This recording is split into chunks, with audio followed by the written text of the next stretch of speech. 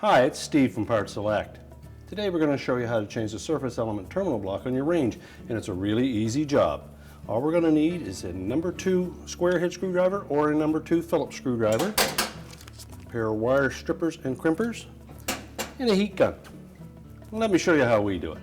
Now before we start this repair, we're going to begin by removing the power to the range. So either locate the fuse panel or breaker panel and turn the power off there, or pull the range out far enough that we can disconnect the plug.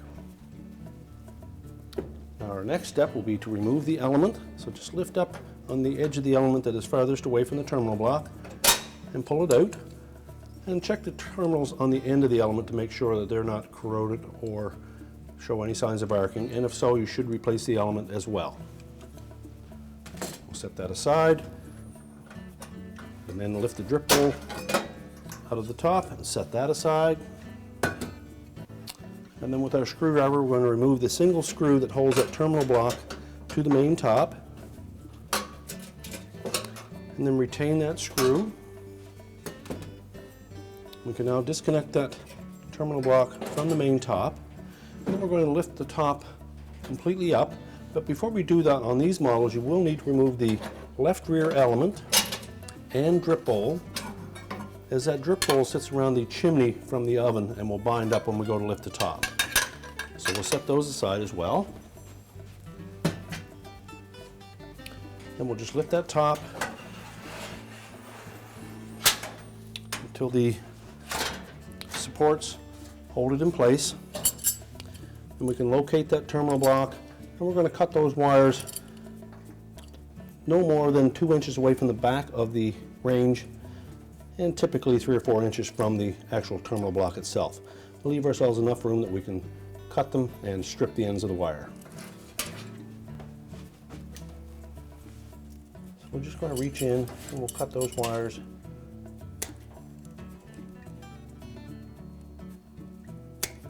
And then we'll discard the old terminal block.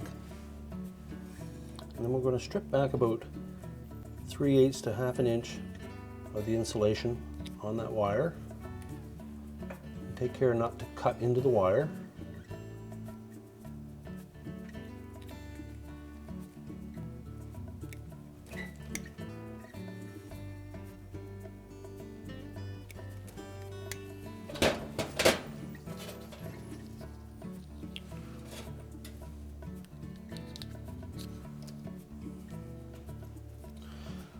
Now next we'll take one of the terminals with the wire attached to it, and without twisting the wires first, we're just going to lay them side by side, and we'll take the ceramic wire nut, slide it over the end of it, and then tighten it.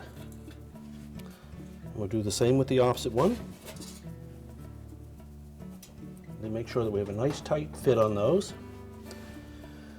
Then next we'll take the heat shrink tubing, and we're going to slide that over the end of the terminal.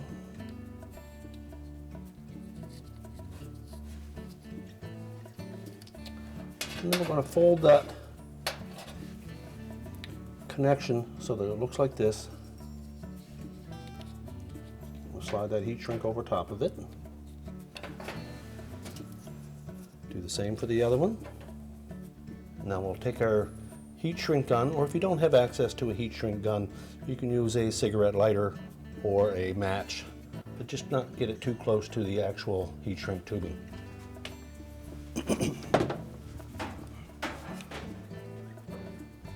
Now just apply enough heat to melt that tubing.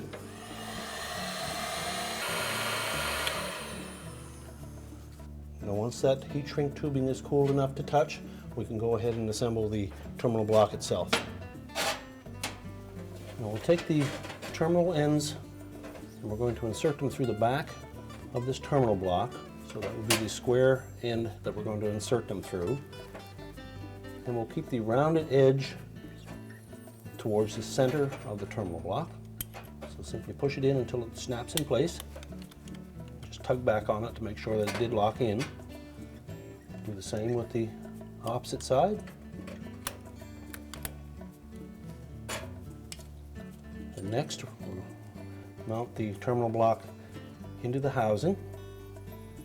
The easiest way to do that is you'll note that there are a couple of beveled edges there that will line up with these two protrusions on the terminal block itself.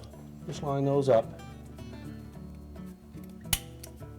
snap it into place, and then we're ready to mount it in the main top. So just lift that terminal block up, slide the slotted edge into the opening, reinstall the screw,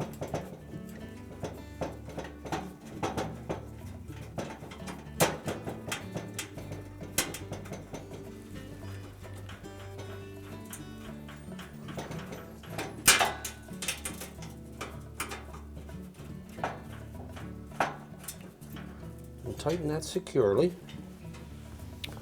And make sure that the wires are not interfering with anything. And lastly, remember to remove all of your tools from below the top. And then we can set that main top back into place. So next we'll just release those two prop rods, let them slide down into the cabinet. Lower the top down until it locks in place. And we'll replace that rear drip bowl and burner. Again, check the terminal ends to make sure that there's no corrosion or signs of any arcing.